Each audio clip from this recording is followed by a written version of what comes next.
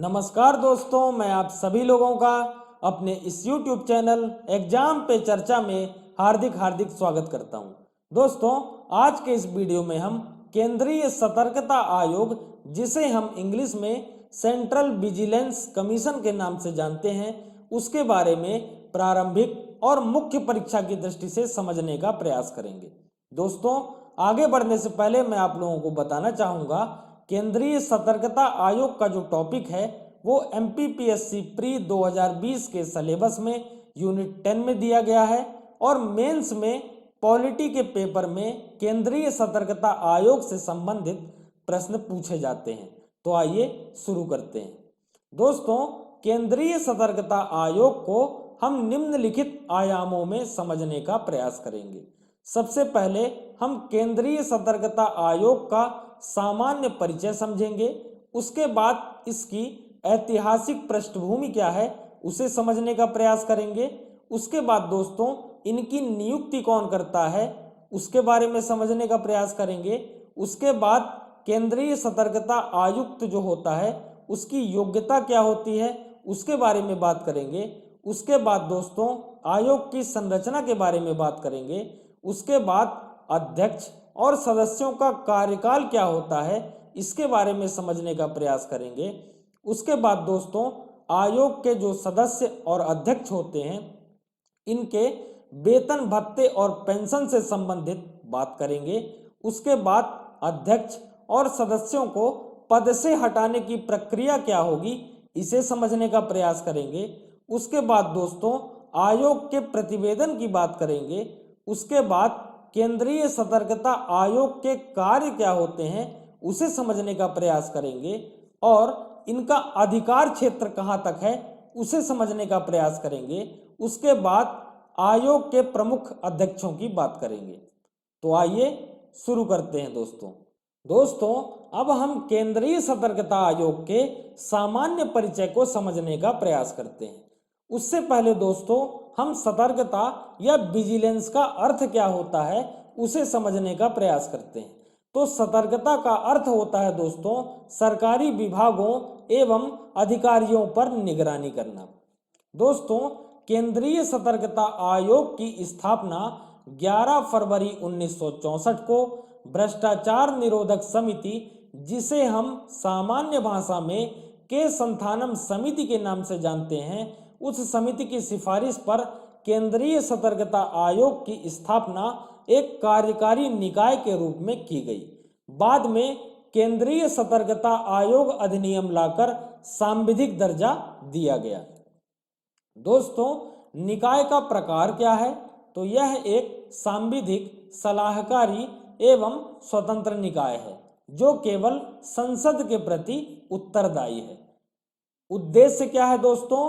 तो केंद्रीय सतर्कता आयोग का उद्देश्य है केंद्र सरकार के अंतर्गत सतर्कता गतिविधियों की निगरानी करना और भ्रष्टाचार को रोकना। इसका मुख्य कार्य क्या है दोस्तों? तो केंद्रीय सतर्कता आयोग का मुख्य कार्य है केंद्र सरकार को सतर्कता संबंधी सलाह देना एवं मार्गदर्शन करना। मुख्यालय कहाँ है दोस्तों? तो केंद्रीय सतर्कता आयोग का मुख्यालय नई दिल्ली में है और यह किसी भी कार्यकारी प्राधिकरण से मुक्त होता है। दोस्तों, केंद्रीय सतर्कता आयोग जो है वो किसी भी मंत्रालय या विभाग के अधीन नहीं है। हालांकि इसका नोडल मंत्रालय कार्मिक मंत्रालय है। दोस्तों, अब हम केंद्रीय सतर्कता आयोग की ऐतिहासिक पृष्ठभूमि को समझने का प्रयास करेंगे। दोस्तों, 1941 में केंद्र सरकार द्वारा विशेष पुलिस स्थापना का गठन किया गया। उसके बाद दोस्तों 1946 में दिल्ली विशेष पुलिस स्थापना अधिनियम आया। उसके बाद 1 अप्रैल 1963 को गृह मंत्रालय के प्रस्ताव द्वारा संथानम समिति की सिफारिश पर केंद्रीय अन्वेषण ब्यूरो की स्थापना की गई। दोस्तों, केंद्रीय अन्वेषण ब्यूरो को ही हम CBI के नाम से जानते हैं। CBI का पूरा नाम होता है दोस्तों सेंट्रल ब्यूरो ऑफ इन्वेस्टिगेशन। दोस्तों, उसके बाद 11 फरवरी 1964 को भ्रष्टाचार निरोधक समिति जिसे हम सामान्य शब्दों में के संथानम समिति के नाम से जानते हैं, इस समिति की सिफारिश पर केंद्र सरकार द्वारा सेंट्रल विजिलेंस कमीशन की स्थापना की गई। उसके बाद दोस्तों 1988 में अध्यादेश लाकर 25 अगस्त 1988 को सांविधिक दर्जा दिया गया। उसके बाद दोस्तों 1997 में विनीत नारायण एवं अन्य बनाम भारत संघ 1997 नामक एक वाद आया। इस निर्णय में सुप्रीम कोर्ट ने सीबीसी की अग्रणी भूमिका के संबंध में निर्देश जारी किया और सुप्रीम कोर्ट ने कहा दोस्तों कि सीबीआई की भूमिका की आलोचना की एवं निर्देश दिया कि सीबीसी को सीबीआई के ऊपर पर्यवेक्षक की भूमिका सौंपी जानी चाहिए। उसके बाद दोस्तों वर्ष 2003 में केंद्रीय सतर्कता आयोग अधिनियम लाकर सांविधिक दर्जे की पुष्टि की गई। उसके बाद 2003 में ही एक मुखबिर श्री सत्येंद्र दुबे की हत्या पर दायर याचिका पर सुनवाई करते हुए सर्वोच्च न्यायालय ने यह आदेश दिया कि जब तक एक विधान का निर्माण नहीं कर लिया जाता तब तक मुखबिरों की सूचना पर कार्यवाही हेतु एक तंत्र का निर्माण किया जाए। इस संकल्प को ही दोस्तों लोकप्रिय रूप में विसिल ब्लोवर्स रेजोल्यूशन के नाम से जाना जाता है। इसने भ्रष्टाचार या पद के दुरुपयोग के बारे में कोई भी शिकायत या आरोप प्राप्त करने और उस पर कार्यवाही करने वाली संस्था के रूप में केंद्रीय सतर्कता आयोग को नामित किया गया। उसके बाद दोस्तों वर्ष 2013 में संसद ने लोकपाल एवं लोकायुक्त अधिनियम पास किया। इस अधिनियम ने सीबीसी अधिनियम 2003 में संशोधन किया। तो ये थी दोस्तों केंद्रीय सतर्कता आयोग की ऐतिहासिक पृष्ठभूमि। दोस्तों अब हम भ्रष्टाचार निवारण समिति, जिसे हम सामान्य भाषा में के संथानम समिति के नाम से जानते हैं, उसके बारे में चर्चा करेंगे। तो ये समिति कब गठित की गई दोस्तों? 1962 में भ्रष्टाचार निवारण समिति का गठन किया गया। अन्य नाम क्या है? के संथानम समिति। कुल सदस्य कितने थे दोस्तों इसमें? तो एक अध्यक्ष और 7 सदस्य थे। अध्यक्ष कौन थे? श्री के संथानम, और इन्हीं के नाम से इसे के संथानम समिति भी बोलते हैं। रिपोर्ट कब प्रस्तुत की? 1964 में। और इसी समिति की सिफारिश के आधार पर दोस्तों केंद्रीय सतर्कता आयोग की स्थापना एक कार्यकारी निकाय के रूप में की गई। उसके बाद में अधिनियम लाकर इसे सांविधिक दर्जा दिया गया। दोस्तों के संथानम समिति 3 मार्कर और 5 मार्कर में भी पूछी जाती है, तो इसे आप पढ़ेंगे जरूर। दोस्तों अब हम केंद्रीय सतर्कता आयोग में नियुक्ति कैसे होती है इस पर बात करेंगे। तो दोस्तों अध्यक्ष और सदस्यों की नियुक्ति राष्ट्रपति द्वारा चयन समिति की सिफारिश पर की जाती है। चयन समिति में कौन कौन होता है? तो इसका जो अध्यक्ष होता है दोस्तों वो भारत के प्रधानमंत्री होते हैं, और सदस्य कौन होता है? तो केंद्रीय गृह मंत्री और लोकसभा में विपक्ष का नेता, ये 2 सदस्य होते हैं दोस्तों। इस चयन समिति की सिफारिश पर केंद्रीय सतर्कता आयोग के अध्यक्ष और सदस्यों की नियुक्ति की जाती है। योग्यता क्या है दोस्तों? तो अध्यक्ष और सदस्यों दोनों के लिए यह आवश्यक योग्यता है कि वह संघ सरकार की किसी सिविल सेवा में या अखिल भारतीय सेवा में पद पर रहने का अनुभव रखता हो, और दूसरा क्या है? वित्त बीमा का पर्याप्त अनुभव होना चाहिए या सरकारी कंपनी में पदधारक रहा हो। दोस्तों केंद्रीय सतर्कता आयोग की संरचना क्या होगी? तो इसमें एक अध्यक्ष होगा और अन्य सतर्कता आयुक्त या सदस्य कितने होंगे? तो 2 या 2 से कम। दोस्तों अगला है कार्यकाल। केंद्रीय सतर्कता आयोग के अध्यक्ष और सदस्यों का कार्यकाल क्या होगा? तो 4 वर्ष या 65 वर्ष जो भी पहले हो। और मुख्य बात यह है दोस्तों कि एक बार कार्यकाल समाप्त हो जाने के बाद अध्यक्ष और सदस्य पुनर्नियुक्ति के पात्र नहीं होंगे। दोस्तों अगला है वेतन भत्ते और पेंशन। दोस्तों केंद्रीय सतर्कता आयुक्त एवं अन्य सतर्कता आयुक्त के वेतन भत्ते और पेंशन सहित सीबीसी का जो खर्च है वो भारत की संचित निधि पर भारित होते हैं। दोस्तों, इसके अलावा नियुक्ति के बाद कोई भी अलाभकारी परिवर्तन नहीं किया जा सकता। दोस्तों, इनके जो वेतन भत्ते और पेंशन होते हैं वो संघ लोक सेवा आयोग के अध्यक्ष और सदस्यों के समान होते हैं। दोस्तों, अगला है केंद्रीय सतर्कता आयोग के अध्यक्ष और सदस्यों को पद से हटाने की प्रक्रिया। तो इन्हें दो तरीकों से पद से हटाया जा सकता है। पहला तरीका क्या है दोस्तों? अध्यक्ष और सदस्यों को राष्ट्रपति द्वारा हटाया जा सकता है। आधार क्या होगा? साबित कदाचार या अक्षमता। प्रक्रिया क्या होगी इसके लिए दोस्तों? सुप्रीम कोर्ट की जांच समिति की सिफारिश पर राष्ट्रपति द्वारा हटाया जा सकता है। जांच मानने के लिए राष्ट्रपति बाध्य भी हैं। दूसरा तरीका क्या होगा दोस्तों? अध्यक्ष और सदस्यों को बिना सुप्रीम कोर्ट की जांच समिति की सिफारिश के भी हटाया जा सकता है, लेकिन उसका आधार क्या होगा?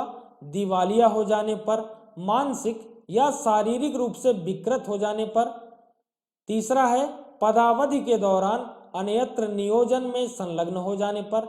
चौथा है किसी अपराध के लिए दोषी ठहराया गया हो।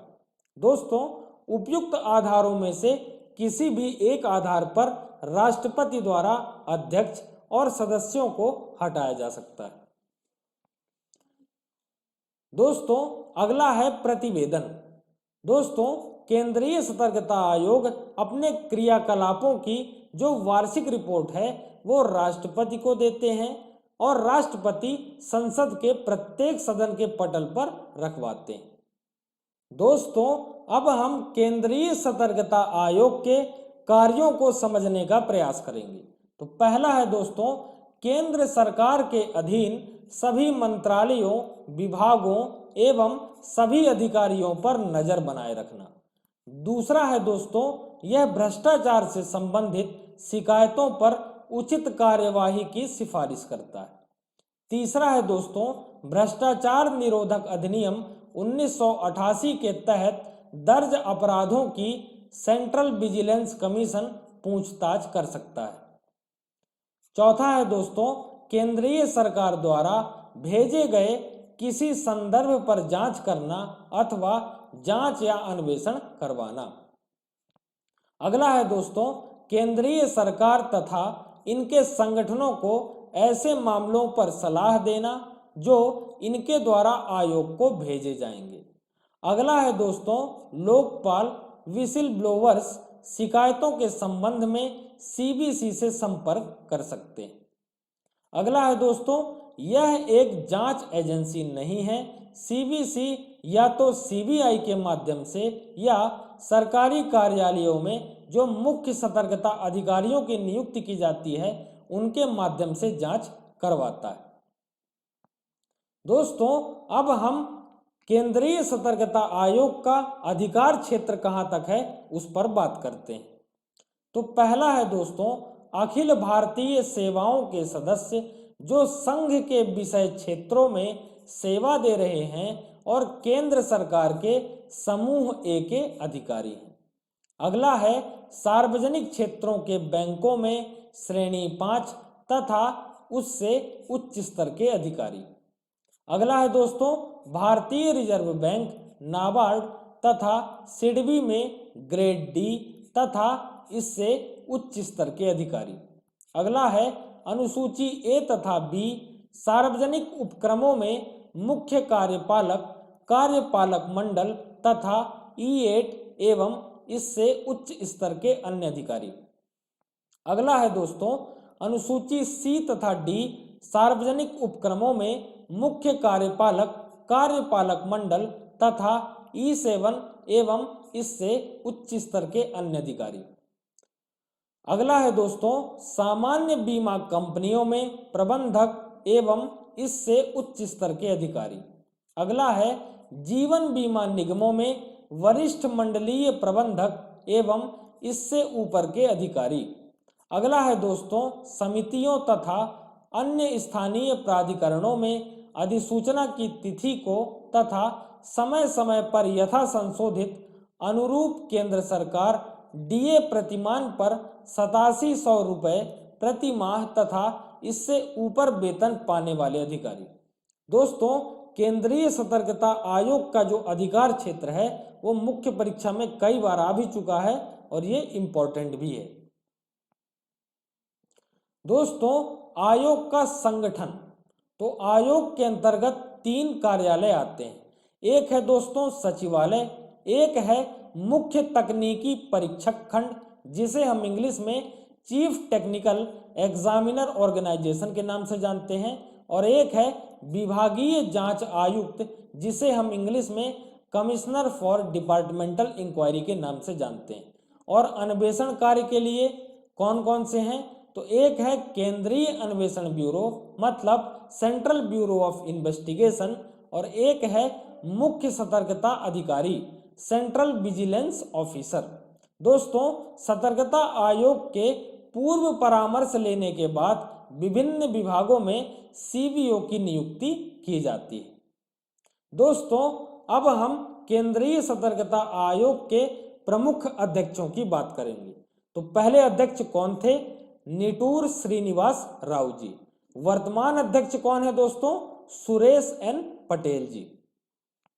दोस्तों, आशा करता हूं आप सभी को मेरा ये वीडियो पसंद आया होगा, और अगर पसंद आया हो तो वीडियो को लाइक करें, चैनल को सब्सक्राइब करें और साथ ही साथ बेल आइकन को प्रेस करें ताकि एजुकेशन से जुड़े मेरे सभी वीडियो आप सभी को प्राप्त होते रहें। चैनल की लिंक मैंने डिस्क्रिप्शन बॉक्स में भी डाल दी है, आप चाहें तो वहां से भी हमारे चैनल से जुड़ सकते हैं। साथ ही साथ आप मेरे टेलीग्राम चैनल से भी जुड़ सकते हैं जिसमें आपको सभी पीडीएफ आसानी से प्राप्त होती रहेंगी। टेलीग्राम चैनल की लिंक भी मैंने डिस्क्रिप्शन बॉक्स में डाल दी है, आप चाहें तो वहां से भी हमारे टेलीग्राम चैनल से जुड़ सकते हैं। वीडियो देखने के लिए आपका बहुत बहुत धन्यवाद। जय हिंद, जय भारत।